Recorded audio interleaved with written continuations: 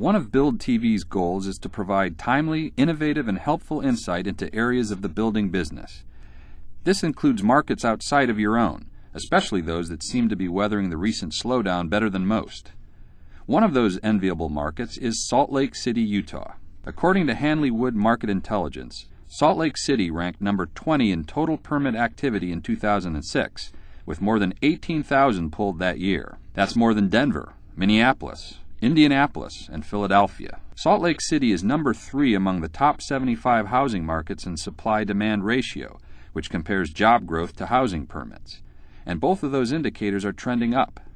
Good news for Michael Brodsky, CEO of Hamlet Homes. The housing market in Salt Lake City is strong because of a convergence of a number of economic factors.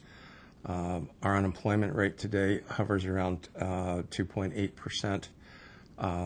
Job growth in Utah is we had 45,000 new jobs created last year, ranked us 11th nationally. It's a very diverse economy. There's a wide variety of industry contributing to it. Add to that equation the fact that incomes are relatively high, that housing remains relatively affordable, and that the city is experiencing urban redevelopment efforts and smart suburban planning models, and you have a recipe for success. But it may not be exactly where you think. Well, in the last couple of years, as the suburban trend has made it more and more difficult to find greenfields, we've actually focused back into the cities, into the core population areas of Salt Lake County. And about 5 years ago, Utah developed a high-speed tracks system. It's in its infant stages right now, and today there's about 19 miles of tracks that is laid, and we've been acquiring properties along the tracks system. We've developed 3 communities to date. One that is just finished up, called Inverness Square, that was a half a mile from a train station. That was kind of our first effort at doing infill, brownfield type of development. It was 120 homes from start to finish. It took us 2 years from the day we opened for sale to the last house was closed. Then we started a second community called Waverly Station, a couple of rail stations down from that. We've been in there selling now for less than a year. We'll close 70 homes there, our first full year of operation. That community is true transit-oriented development. It's everything in the community is within a quarter of a mile of the platform.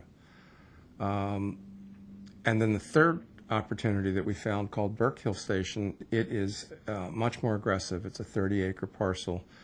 Within that, we'll do 400 plus homes and a couple 100,000 square feet of mixed use. And it seems to be a very positive trend. It provides housing that is close in to the employment centers.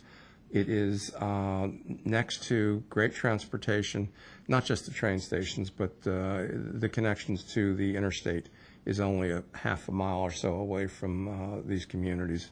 But the home building efforts aren't confined to the downtown core. Salt Lake suburbia is also growing. Note, we said growing, not sprawling.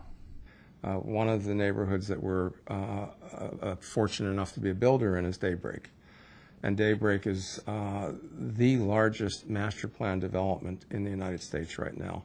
They're taking land that the mining company has acquired over the years and turning it into a master plan community that is a poster child today for smart growth, for neo-traditional type of walkable communities.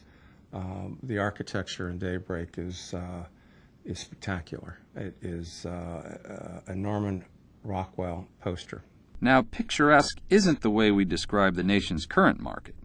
Salt Lake, too, has felt the effects of an overall rise in housing costs.